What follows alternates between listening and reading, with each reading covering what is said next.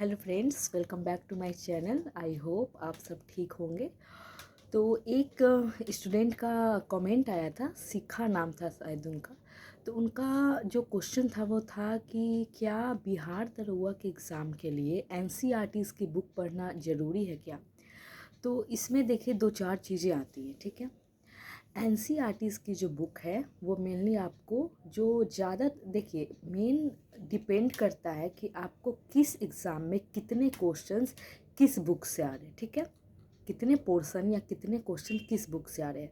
अगर मैं बिहार पुलिस या बिहार दरोगा की बात करूं तो उसमें जो मेनली क्वेश्चंस जो रहते हैं वो आप देखें तो लूसेंट से रहते हैं, स्पीडी से रहते हैं, घटना चक्र, ये सब से रहते हैं, ठीक है। और जहाँ तक अब जो थोड़ा जो उस चेंज हुआ है क्वेश्चन पूछने का जो तरीका, तो उसमें 2 से 3 क्वेश्चन एनसीईआरटीज़ के है, बिल्कुल है। जैसे कि इस बार भी 1275 के पीटी में हम लोगों ने देखा कि एनसीईआरटी से भी क्वेश्चन पूछे गए, खासकर से जियोग्राफी के क्वेश्चन, ठीक है। एक जो मुझे याद है कि पालर पानी करके पूछा था, तो वो एनसीईआरटी का ही क्वेश्चन है, ठीक है। तो डिपेंड करता है कि नंबर ऑफ़ क्वेश्चंस कहाँ से ज़्यादा उठाए जा रहे हैं, ठीक है।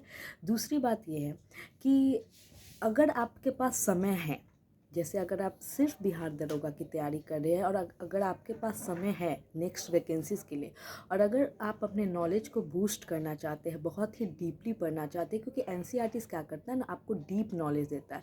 तो आप बिल्कुल पढ़िए, क्योंकि कभी भी कोई चीज़ पढ़ने से नुकसान नहीं है, उसका फ़ायदा बहुत ही ज़्यादा है, ठीक है। ये बात अगर सिर्फ ये पूछा जाए कि क्या बिहार दरोगा के लिए एनसीईआरटीज़ पढ़ना ज़रूरी है, तो ये बिल्कुल भी ज़रूरी नहीं है कि बिहार पुलिस और बिहार दरोगा के लिए एनसीईआरटीज़ की बुक पढ़ी जाए, ठीक है। दूसरी बात, अगर आप स्टेट पीसीएस के एग्ज़ाम दे रहे हैं या यूपीएससी के एग्ज़ाम दे रहे हैं, तो उसका जो आपको बेस है वो एनसीईआरटीज़ ही है।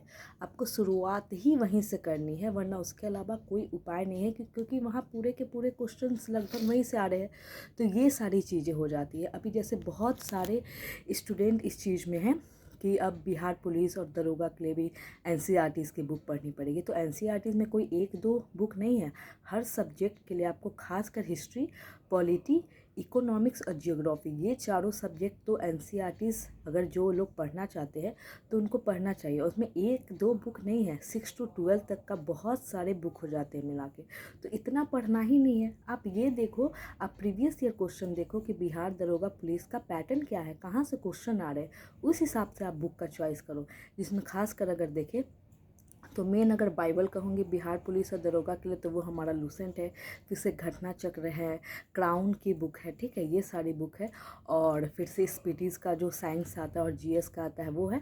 और जो भी स्टूडेंट अगर किसी कोचिंग में पढ़ते होंगे तो उन सारे सर के जो नोट्स है या प्रीवियस ईयर क्वेश्चन है, जैसा कि ज्ञान बिंदु सर है, खान सर है, रहमान सर है, इन सभी सर लोग का, ठीक है। तो मैं आपको यही सजेस्ट करूँगी कि अगर आपको कोई स्टेट पीसीएस नहीं देना है या आप आगे उसकी तैयारी करेंगे, अभी नहीं सोच रहे, तो आप इन सारे बुक्स पे फोकस करें, एनसीईआरटीज़ मत पढ़े, क्योंकि 2 से 3 क्वेश्चन के लिए आप उतने सारे बुक्स पढ़ेंगे, उससे अच्छा है कि जो बुक्स आपको जहाँ से क्वेश्चन आते हैं आप उसको 2-4 बार एक्स्ट्रा पढ़ें। और 2-3 क्वेश्चन से ऐसा कुछ नहीं होता है, ठीक है। उतना अगर आप इन सारे बुक को पढ़ेंगे तो आप वो सारे क्वेश्चन भी कर लेंगे। लेकिन इन 2-3 क्वेश्चन के लिए अगर आप उतने सारे बुक पढ़ेंगे तो फिर वो आपका उतना काम तो आएगा, आपको नॉलेज तो देगा, लेकिन फ़ायदा क्या है जब आपका इतने बुक्स में ही काम हो जा रहा है, ठीक है। अगर आपके पास समय है, आपको लगता है नहीं मुझे अपने नॉलेज को और अधिक बढ़ाना है, डीप नॉलेज चाहिए, तो बिल्कुल पढ़िए। कभी भी कोई जो शिक्षा है या कोई जो नॉलेज है वो बेकार नहीं जाता है।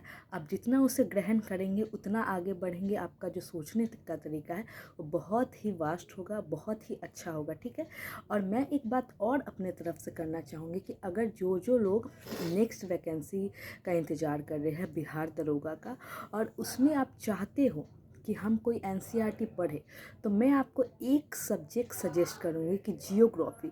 जियोग्राफी एक ऐसा सब्जेक्ट है, देखिए रटना तो सब जगह है, ठीक है। आप यूपीएससी की भी एग्ज़ाम क्यों नहीं दे, आपको कुछ चीज़ें रटनी ही हैं, ठीक है। कोई भी एग्ज़ाम हो, बहुत सारी चीज़ें समझनी है तो कुछ चीज़ें रटनी है। लेकिन मैं अपने तरफ से बोलूँगी कि अगर आप ज्योग्राफी को समझना चाहते हैं, चाहे किसी भी एग्ज़ाम के लिए क्यों ना हो, और एक कोई सब्जेक्ट का एनसीईआरटीज़ पढ़ना चाहते हो, तो वो जियोग्राफी का ज़रूर पढ़े। क्योंकि जियोग्राफी का जब आप एनसीईआरटीज़ पढ़ेंगे तो आपको बहुत अच्छा जियोग्राफी को आप समझेंगे, आपका बेस बहुत अच्छा बन जाएगा। और जब आप समझेंगे, उसके बाद से आप जितने भी ऑब्जेक्टिव बुक्स पढ़ेंगे, जैसे लूसेंट है या घटना चक्र है, कुछ भी, तो आपको एक जो ज्योग्राफी एक समझने की चीज़, एक पैटर्न, बहुत अच्छा एक फ्लो आपके दिमाग में बन जाएगा। तो मैं अपने तरफ से यही सजेस्ट करूँगी कि अगर आपके पास समय है तो आप जियोग्राफी का 6 to 12 पढ़ ले, बाकी सब्जेक्ट्स के पीछे मत भागे। वो आपका लूसेंट, घटना चक्र, स्पीडी या क्राउन, जिसको भी आप फॉलो करते या किसी टीचर के यहाँ पढ़ते, उनके यहाँ से आपको अच्छे खासे नोट्स मिले, तो आप उसको ही बार बार पढ़ो। और अगर आप स्टेट पीसीएस की तैयारी कर रहे हैं या यूपीएससी की, तो आपका बेसी एनसीईआरटी है, उसको आपको पढ़ना ही पढ़ना है। और जहाँ तक आपको करेंट अफेयर्स की बात है, तो उसमें आप स्पीडी पढ़ सकते हो, या आप फिर से आप एडुटेरिया पढ़ सकते हो, ये सारी चीज़ें आप पढ़ सकते हो। ठीक है, तो ऐसे ही अगर आपके और भी सारे क्वेश्चन है, क्वेरीज है, तो आप वो कमेंट के माध्यम से पूछिए, और मैं डेली कोशिश करूँगी कि आपके लिए एक वीडियो लाऊं जो आपको हर तरफ से आपको सपोर्ट करे। ठीक है।